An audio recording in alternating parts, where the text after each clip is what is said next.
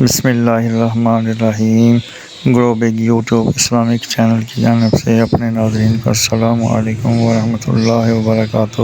آج ہم اپنے ناظرین پیارا کا صلی اللہ علیہ وآلہ وسلم کی شہر مدینہ منورہ کی فتنوں سے حفاظت کے بارے میں بیان کریں گے۔ اللہ تبارک و تعالیٰ نے مدینہ منورہ کو عزت و کرامت بخشی ہے کہ اس کو بہت سارے بڑے بڑے فتنوں سے محفوظ رکھا ہے۔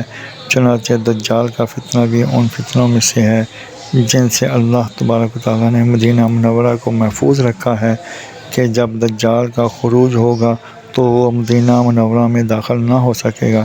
چنانچہ صحیح بخاری اور مسلم میں حضرت انس رضی اللہ تعالیٰ عنہ کی روایت منقول ہے کہ آپ صلی اللہ علیہ وآلہ وسلم نے ارشاد فرمایا کہ دجال مدینہ منورہ اور مکہ مکرمہ کو پامال نہیں کر سکے گا، یعنی ان دونوں شہروں میں دجال داخل نہیں ہو سکے گا۔ جب اس کا خروج ہوگا تو وہ مدینہ منورہ کے حرم کے حدود کے قریب آئے گا۔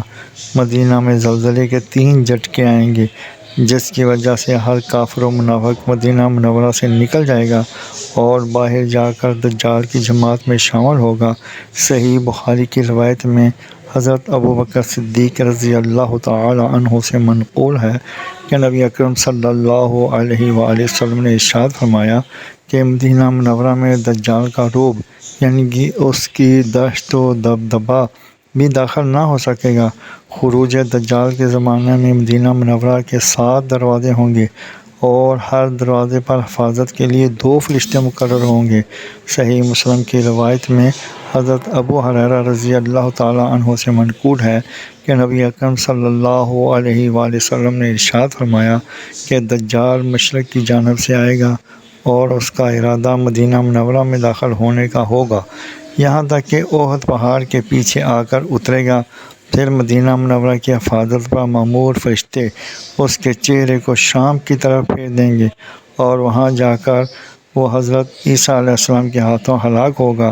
صحیح بخاری اور مسلم میں یہ روایت ہے کہ آپ صلی اللہ علیہ وآلہ وسلم نے فرمایا کہ ہر شہر کو دجال پامال کرے گا، یعنی اس کے قدم ہر جگہ پہنچیں گے سوائے مدینہ منورہ اور مکہ مکرمہ کے۔